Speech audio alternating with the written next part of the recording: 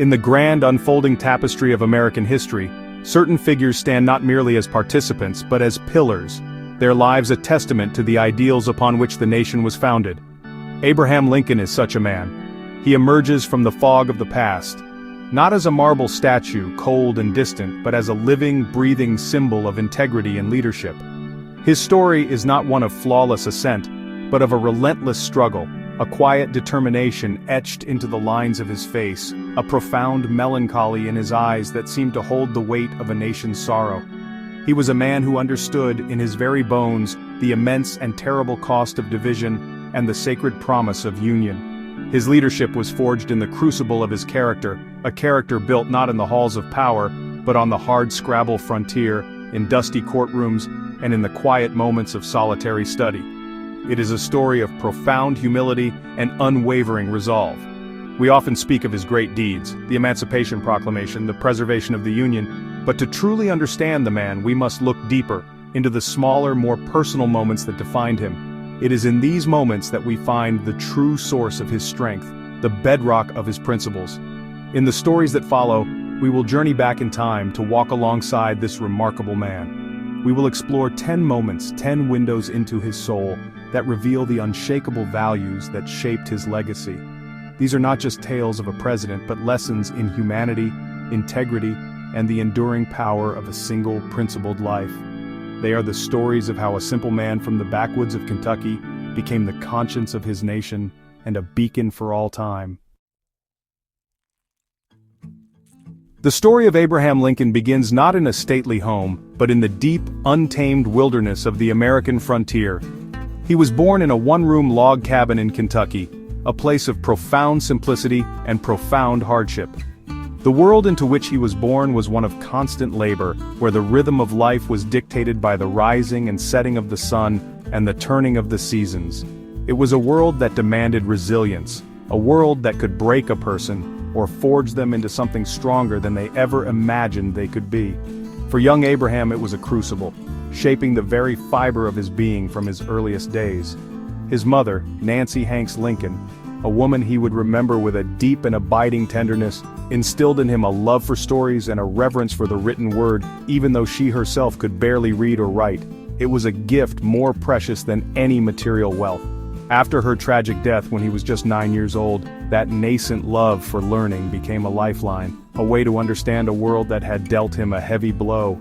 He would walk for miles to borrow a book, devouring every page by the flickering light of the fireplace, his mind traveling far beyond the confines of his humble surroundings. This relentless pursuit of knowledge was more than a hobby, it was an act of self-creation. Every book he read, from the Bible to Shakespeare to Euclid's Elements, was a tool he used to build the framework of his own mind. He was teaching himself not just to read, but to reason, to argue, to see the world from different perspectives. This hard-won education, scratched out from borrowed books in the quiet hours after a long day's work, laid the foundation for the man he would become. A man who valued reason, who sought understanding, and who believed with all his heart in the power of words to shape reality. As a young man in New Salem, Illinois, Lincoln's character began to take on a public shape, defined by a quality that would become his most famous attribute. Working as a clerk in a small general store, he was surrounded by the daily commerce of a small community, a world of credit, debt, and barter, where a man's word was his bond. It was here, amidst the barrels of flour and bolts of cloth, that his reputation for scrupulous honesty was first forged. These were not grand gestures on a national stage, but small, consistent acts of integrity that spoke volumes to his neighbors. One well-known story tells of a customer who had overpaid by a few cents. For many it would have been a trifle, easily forgotten. But for Lincoln, it was a matter of principle. After closing the store for the night, he didn't wait for the next day. He walked several miles in the dark through the rugged Illinois landscape, just to return the small amount of change to its rightful owner. It was an act of extraordinary conscientiousness, a demonstration that for him, honesty was not a matter of convenience, but an absolute. Another time he realized he had used the wrong weight when measuring out a half-pound of tea for a woman. Again he closed the shop and immediately set out to deliver the correct amount. These were the simple, quiet deeds that earned him the enduring nickname, Honest Abe. It wasn't a title he sought, but one that was given to him by the people who knew him best. It grew organically from the soil of his character, a testament to the fact that his integrity was not performative. It was the very essence of who he was, in matters both large and small. Lincoln's journey into the legal profession was, like his early education, a testament to his own iron will and relentless intellectual curiosity. He possessed no formal schooling, no university degree, no wealthy patron to ease his way. All he had was a burning desire to understand the law, which he saw as the very architecture of a just and ordered society. He encountered a copy of Blackstone's Commentaries on the Laws of England in a barrel of odds and ends he had purchased. For Lincoln, this was not a dry legal text. It was a revelation, a map to a new world. He dedicated himself to its study with the same fierce intensity he had applied to every book he had ever read. He studied by day and by night, while traveling the legal circuit, while waiting for his meals, snatching moments of learning whenever and wherever he could. He was not just memorizing statutes, he was wrestling with the great principles of justice, liberty, and human rights. He was teaching himself to think like a lawyer, to construct logical arguments, to dissect his opponent's reasoning, and to find the core truth at the heart of a complex issue. His legal practice, once established, was a direct reflection of this self-taught ethos. He was known not for his legal theatrics, but for his clarity, his logic, and his profound sense of fairness. He often advised potential clients to settle their disputes out of court, believing that a good settlement is better than a good lawsuit. For Lincoln, the law was not a tool for personal enrichment or for vanquishing foes. It was a mechanism for finding common ground and achieving justice. His commitment was not to winning at all costs, but to ensuring that the right and just outcome prevailed. In an age of florid oratory, where politicians often favored complex language and dramatic flourishes, Abraham Lincoln's style of communication was revolutionary in its simplicity. He spoke and wrote with a clarity that was born of his frontier upbringing and his deep respect for his audience. He believed that the purpose of language was not to obscure, but to illuminate, not to impress, but to connect. He crafted his sentences with the precision of a master carpenter, ensuring that every word had its place and every idea was built upon a solid foundation of logic and reason. He never spoke down to people. Whether he was addressing a crowd of farmers in a dusty town square, or the learned members of Congress, he spoke to them as equals. He used simple stories, parables, and homespun analogies drawn from the common experiences of everyday life. This was not a lack of sophistication, it was a profound understanding of human nature. He knew that the most powerful truths were often the simplest, and that a story could touch the heart in a way that a complex argument could not. He wanted his listeners to understand not just with their minds, but with their hearts. This gift for clear, heartfelt communication was one of his greatest assets as a leader. In a time of deep and bitter division, his words became a bridge. He could explain the most complex constitutional issues in a way that anyone could grasp, and he could articulate the moral stakes of the great conflict with a power that stirred the soul of the nation. His speeches were not just collections of words, they were acts of empathy, invitations to shared understanding. He was, in essence, a teacher, using the power of simple, honest language to guide his fellow citizens toward what he called the better angels of our nature. Long before the first shots of the Civil War were fired, Abraham Lincoln's moral compass was fixed on the issue of slavery. While many of his contemporaries equivocated, compromised, or simply looked the other way, Lincoln's opposition to the institution was a quiet but unwavering current running through his political life. As a young state legislator in Illinois in 1837, he and a single colleague, Dan Stone, entered a formal protest into the legislative record against a pro-slavery resolution. They declared that they believed the institution of slavery was founded on both injustice and bad policy. It was a brave and lonely stand. In the political climate of the time, such a declaration was not without risk. It marked him as a man of conviction, unwilling to bend his principles for the sake of political expediency. He was not yet an abolitionist in the radical sense. His primary goal was to prevent the extension of slavery into new territories, believing, as he famously said, that if we could arrest its spread, we could place it in the course of ultimate extinction. This was a position born of both moral conviction and a pragmatic understanding of the political landscape. This early stand was a harbinger of the immense moral courage he would later be called upon to display as president. He understood that the promise of the Declaration of Independence, that all men are created equal, was a sacred one, and that slavery was a grotesque betrayal of that promise. His journey on the issue was one of evolution, but the foundation was laid early.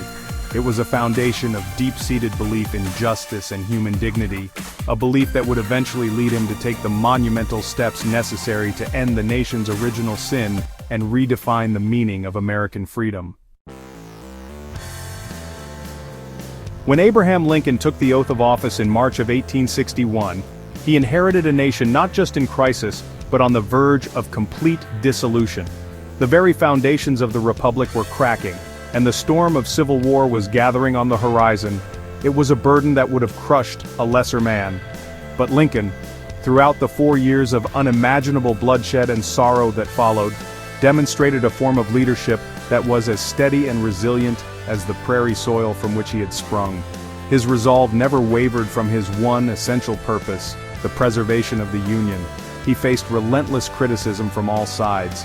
Radical Republicans thought he was too slow to act on slavery, Democrats accused him of being a tyrant, generals second-guessed his military strategies, and a war-weary public often despaired of victory. Through it all, Lincoln maintained a remarkable calm and a long-term perspective. He was a master of timing, possessing an almost preternatural sense of when to wait and when to act, when to persuade and when to command. He spent countless hours in the War Department's telegraph office following battlefield reports, managing his often difficult generals, and personally directing the war effort to a degree few presidents have ever attempted. This was not the leadership of grand pronouncements from on high, but of patient, painstaking day-to-day management of an existential crisis. He bore the weight of every casualty list, the sorrow of every defeat, and the anxiety of every uncertain campaign. The war etched itself onto his face, deepening the lines and saddening his eyes. Yet, his hand on the tiller remained firm. He guided the ship of state through the most violent storm in its history, never losing sight of the distant shore.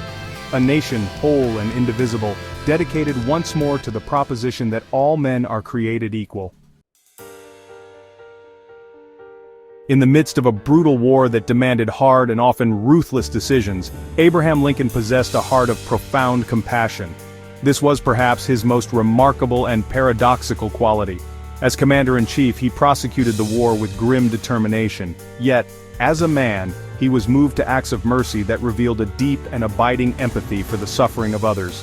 The White House was a constant procession of petitioners, mothers pleading for their sons, soldiers seeking pardons, ordinary citizens with their troubles, and Lincoln, to the frequent exasperation of his staff, made time to see as many as he could. He spent countless hours reviewing the files of soldiers condemned to be shot for desertion or sleeping on duty. He would search painstakingly for any reason, any mitigating circumstance, to grant a pardon. "If a man had more than one life, I think a little hanging would not hurt this one," he once remarked. "But after he is once dead, we cannot bring him back, no matter how sorry we may be." He often spoke of his leg cases, soldiers who had run from battle, reasoning that some men's legs were simply more cowardly than their hearts. He could not bring himself to execute a man for a weakness he understood so well. This compassion extended even to his enemies. He never spoke of Southerners with hatred or malice. He saw them as fellow countrymen who had been led astray, and his plans for Reconstruction were built on a foundation of malice toward none, with charity for all. He visited wounded soldiers, both Union and Confederate, in the hospitals of Washington, offering a kind word, a gentle touch. It was this immense capacity for empathy, this ability to feel the pain of others as his own, that made his leadership so powerful. He was not just a president waging a war, he was a father grieving for all of his lost children. One of Abraham Lincoln's greatest political gifts was, honestly, his extraordinary ability to unite fierce rivals and channel their energies toward a common cause. His most famous example of this was his team of rivals, the presidential cabinet he assembled after his election in 1860. He deliberately chose the very men who had been his chief competitors for the Republican nomination. Men like William H. Seward, Salmon P. Chase, and Edward Bates. These were powerful, ambitious men with enormous egos, many of whom initially believed they were far better suited for the presidency than the lanky lawyer from Illinois. Lesser leaders would have surrounded themselves with loyalists and sycophants. But Lincoln understood that, in a time of national peril, he needed the strongest, most capable minds in the country by his side, regardless of their personal feelings toward him. He knew he needed their talent, their experience, and even their criticism. He managed their clashing personalities and competing ambitions with a masterful blend of patience, humor, and political skill. He listened to their counsel, absorbed their arguments, and then, when the time came, he made the final decision, leaving no doubt as to who was in command. This talent for fostering teamwork was not just about managing a difficult cabinet. It was a reflection of his larger vision for the nation. He believed that the United States was a composite of differing views and competing interests, and that its strength lay in its ability to find unity amidst that diversity. He was constantly seeking to build coalitions, to find common ground, and to persuade rather than coerce. He knew that the Union could not be held together by force alone. It had to be rebuilt on a foundation of shared purpose and mutual respect. His leadership was a constant exercise in turning rivals into partners and division into strength. On a cold November day in 1863, Abraham Lincoln traveled to a small town in Pennsylvania that had, just a few months earlier, been the site of the bloodiest battle of the Civil War. He had been invited to offer a few appropriate remarks at the dedication of a new national cemetery at Gettysburg. The featured orator of the day, Edward Everett, spoke for 2 hours, delivering a grand classical oration. Then, Lincoln rose. He stood before the crowd, before the fresh graves of thousands of soldiers, and in just 2 minutes, delivered a speech that would become one of the most sacred texts of the American civic religion. The Gettysburg Address, just 272 words long, was a masterpiece of concise and powerful eloquence. It did not dwell on the military victory or the details of the battle. Instead, Lincoln used the occasion to redefine the very meaning of the war and the purpose of the nation itself. He reached back to the nation's founding, not to the Constitution but to the Declaration of Independence, reminding his listeners that the nation was conceived in liberty and dedicated to the proposition that all men are created equal. The war, he argued, was a test of whether any nation so conceived could long endure. He gave the horrific sacrifice of the soldiers a profound and transcendent meaning. They had died, he said, so that the nation might have a new birth of freedom, and to ensure that government of the people, by the people, for the people, shall not perish from the earth. In those few simple words, he connected the sacrifice on the battlefield to the survival of democracy itself, not just in America, but for all the world. The speech was a prayer, a poem, and a profound political statement, and it echoes through the ages as the most eloquent expression of the American ideal. On the evening of April 14, 1865, just days after the war had ended, an assassin's bullet brought the life of Abraham Lincoln to a sudden and tragic close. A nation, just beginning to celebrate the return of peace, was plunged back into mourning. In that moment, as Secretary of War Edwin Stanton famously whispered, "Now he belongs to the ages," and so he does. But the legacy Lincoln left behind is not merely that of a martyred president, it is the enduring power of a life lived with unwavering integrity. It is the example of a leader who never lost his moral compass, even in the darkest of times. His influence is woven into the very fabric of the nation he fought so hard to preserve. Every time we speak of a government of the people, by the people, for the people, we are echoing his words. Every time the nation strives to live up to its founding creed that all are created equal, we are continuing the work he advanced with the Emancipation Proclamation. His story has become a touchstone for what it means to be an American, a benchmark against which we measure our leaders and ourselves. He reminds us that leadership is not about power or fame, but about service, humility, and an unshakable commitment to justice. The values he embodied, honesty, compassion, courage, and a deep-seated belief in the possibility of unity, are not relics of a bygone era. They are timeless and universal. They are the essential ingredients for a healthy democracy and a just society. Lincoln's life is a testament to the fact that one person, guided by a strong moral core, can change the course of history. He left behind a reunited nation and a legacy of character that continues to challenge and inspire us to be, as he would say, on the side of our better angels. Abraham Lincoln's life was a long and arduous journey from a log cabin to the White House. A journey defined at every step by a profound and unshakable integrity. We have seen how his courage, forged in the hardships of the frontier, allowed him to stand firm against injustice when others wavered. We have felt the depth of his compassion, which allowed him to feel the nation's pain as his own, and to offer mercy in the midst of war. These were not separate virtues, but threads of a single, powerful character that guided him through the nation's most perilous hour. His story is the ultimate proof that true leadership is not a position one holds, but a reflection of who one is. His legacy continues to inspire us because his work remains unfinished. The struggle for a more perfect union, the effort to ensure justice and equality for all, the call for malice toward none, with charity for all. These are not just challenges of the 19th century. They are the challenges of our own time. Lincoln's life serves as a constant and powerful reminder that progress is possible, that division can be healed, and that the ideals upon which this nation was founded are worth fighting for in every generation. He stands as a quiet sentinel of our history, asking us what we are doing to advance the cause for which he gave his last full measure of devotion. And so the ultimate lesson of Lincoln's life is not one to be passively admired, but one to be actively lived. It is an invitation to each of us, an invitation to practice honesty in small matters, to show compassion to those with whom we disagree, to have the courage to stand for what is right, even when it is difficult, and to work, in our own way, to bind up the wounds of our communities and our nation. Let us carry forward the values he championed, not as a monument to the past, but as a blueprint for a better future.